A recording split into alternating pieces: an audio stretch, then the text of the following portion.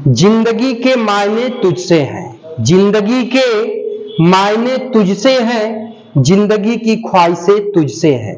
तू क्या जाने तू क्या है, तू क्या जाने तू क्या है, मेरे लिए मेरी हर सांस का वजूद तुझसे है। हाय प्यारे बच्चे, good morning good morning good morning all of you. कैसे आप लोग, ठीक है? चलिए, तो प्यारे बच्चे पिछली वीडियो में बैठ जाइए।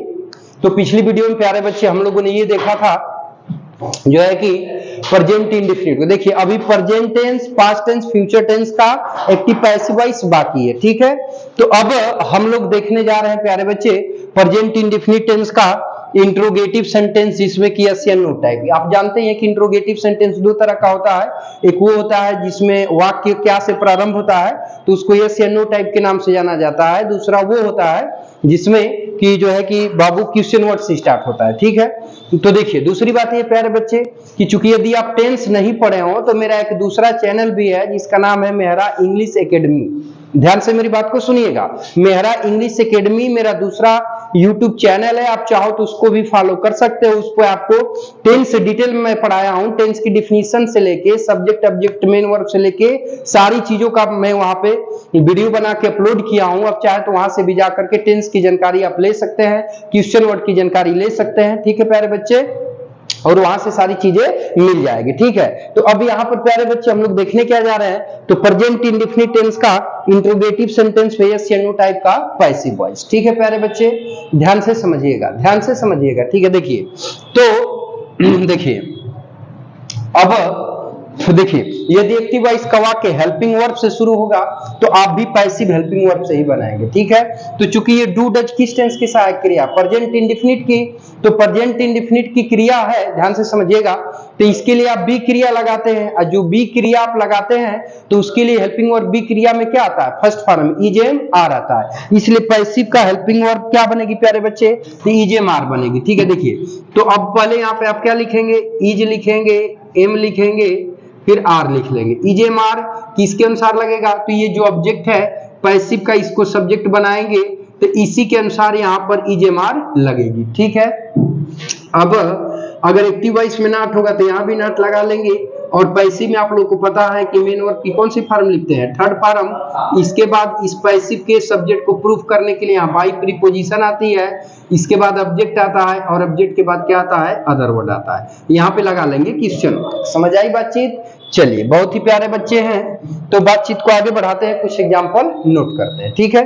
तो चलिए एग्जाम्पल लिखिएगा। देखिए, जैसे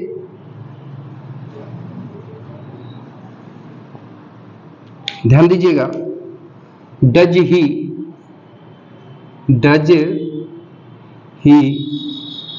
right a letter, does he write a letter, ठीक है?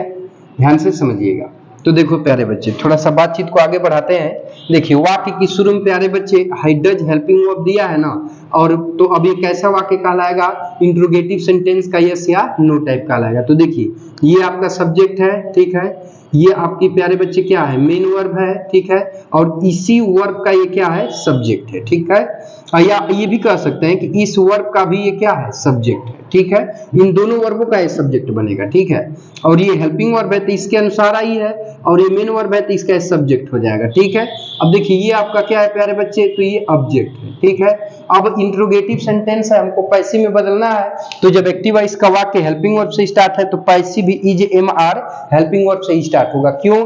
क्योंकि हम लोगों ने जो प्रेजेंट इंडेफिनिट था उसका पैसिव में हेल्पिंग वर्ब क्या देखे थे? Is am are plus verb की थर्ड फॉर्म, इतनी हेल्पिंग वर्ब को देखा था ना। तो ये एक्टिव वॉइस की हेल्पिंग वर्ब है, ये पैसिव वॉइस की हेल्पिंग वर्ब हो गई, ठीक? कोई दिक्कत नहीं ना है? अब ध्यानपूर्वक समझिएगा। देखिए, तो जब बनाएंगे बाबू, तो अब देखिए ऑब्जेक्ट के ऊपर फोकस रखेंगे तो ए लेटर एक बचने, तो इसमें कौन सी क्रिया लगेगी प्यारे बच्चे? तो इज। अब यहाँ सर्वप्रथम हम क्या लगा लेंगे? इज, ठीक है? अब ए लेटर को यहाँ पे हम क्या करेंगे? उतार लेंगे। तो ए लेटर हमारा उतर गया, ठीक? कोई दिक्कत नहीं ना है? अब देखिए, निगेटिव नहीं है तो अब इसके बाद वर्ब थर्ड फॉर्म में आएगी, तो राइट का थर्ड फॉर्म क्या हो जाएगा? रिटेन, ठीक है? तो यहाँ हमने रिटेन कर लिया।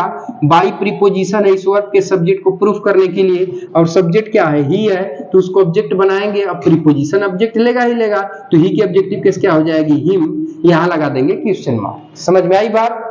समझे हैं? चलिए एक और कर लेते हैं तो फिर बातचीत को आगे बढ़ाएंगे। चलिए लिखिएगा, कोई दिक्कत नहीं ना इसमें भाई, कर लेंगे ना।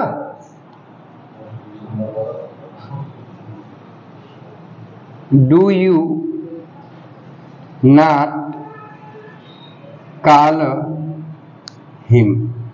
देखो प्यारे बच्चे ध्यान से समझिएगा, ठीक है। Do you not call him, तो देखो बाबू ये आपका क्या है, मेन वर्ब है, ठीक है। और इस मेन वर्ब का ये क्या है प्यारे बच्चे, डूअर है, ठीक है। और ये इस मेन वर्ब का क्या हुआ, ऑब्जेक्ट हुआ, ठीक है। चलिए तो इसका हमको क्या बनाना है प्यारे बच्चे, तो पैसिव वॉइस बनाना है, ठीक है। तो फोकस किसके ऊपर रखेंगे, ऑब्जेक्ट के ऊपर। ऑब्जेक्ट क्या है, हिम है, ठीक है। तो इसकी सब्जेक्टिव किस क्या बनेगी, ही। तो ही एक वचन है तो इसके अनुसार वर्ब क्या लगेगी प्यारे बच्चे, तो इज लगेगी। तो यहाँ पर इज हो गया, ठीक है। और सब्जेक्टिव किस क्या हो जाएगी, ही। नेगेटिव है तो कर्ता के ही बाद हम क्या लिखेंगे, ना। अब काल का थर्ड फॉर्म क्या हो जाएगा, काल, ठीक है। देखिए स्ट्रक्चर देखिए, ऑब्जेक्ट को यहाँ पे आप सब्जेक्ट बनाएंगे ना, सब्जेक्ट सिंगुलर है तो इज लगा दिया, फिर सब्जेक्ट की जगह ये हो गया।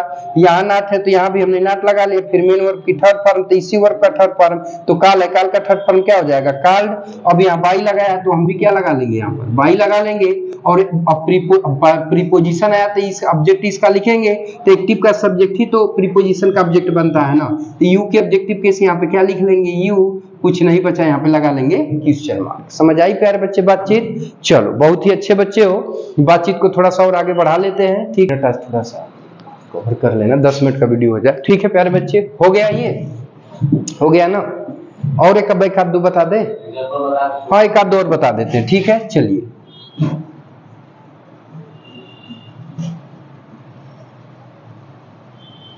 चलिए लिखिएगा, एक और एग्जाम्पल कर लेते हैं, ठीक है। तो फिर बातचीत आगे बढ़ाएंगे। लिखिएगा, does they do they not abuse you. फटाक से झटाक से बनाइए प्यारे बच्चे, बनाइए तो फटाक से, बन गया। चलिए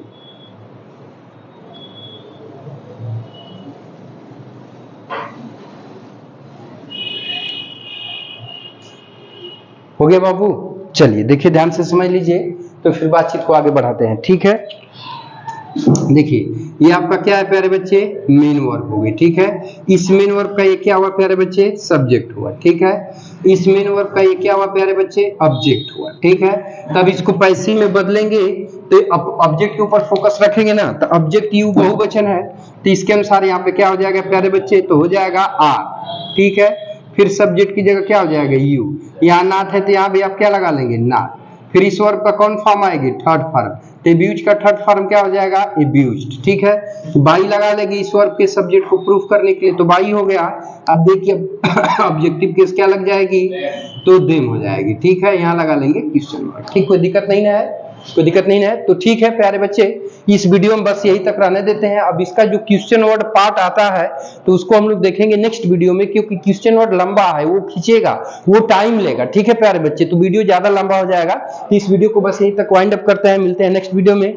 तब तक के लिए प्यारे बच्चे टेक केयर, जय हिंद, बाय बाय। और ये एपिसोड देखने के लिए आपका बहुत बहुत धन्यवाद।